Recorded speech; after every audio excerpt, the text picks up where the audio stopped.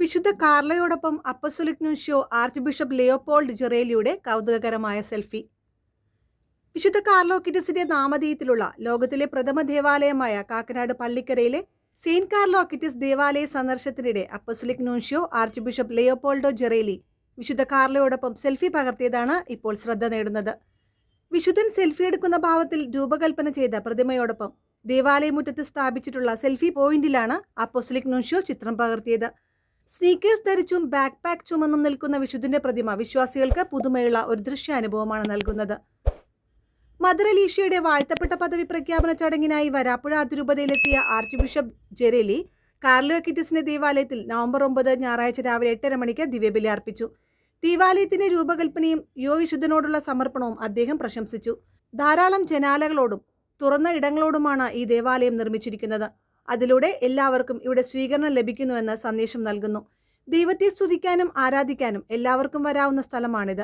നിങ്ങളുടെ ദേവാലയമാണ്. അതിനെ സ്നേഹിക്കുകയും സന്തോഷത്തോടെ യേശുവിനെ അനുഭവിക്കാനായി ഇവിടെ എത്തുകയും ചെയ്യുക എന്ന് ആർച്ച് ബിഷപ്പ് ജിറേലി പറഞ്ഞു.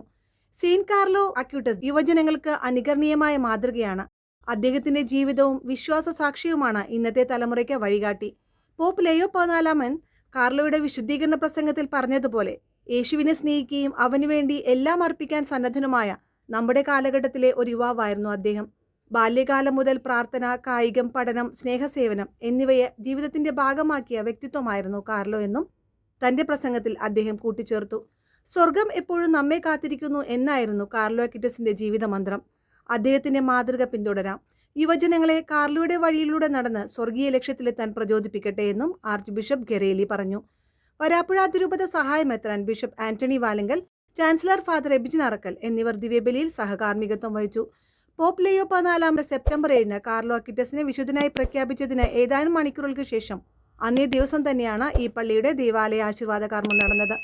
ദൈവത്തിന്റെ ഇൻഫ്ലുവൻസർ എന്നറിയപ്പെടുന്ന ഈ യുവവിശുദ്ധനോടൊപ്പം നിരവധി വിശ്വാസികളും പ്രത്യേകിച്ച് യുവാക്കളാണ് ഇവിടെ കൂടുതൽ സെൽഫി എടുക്കാൻ വരുന്നതെന്ന് വരാപ്പുഴ അതിരൂപത പ്രൊക്രീറ്റർ ഫാദർ സോജൻ മാളിയേക്കൽ പറഞ്ഞു.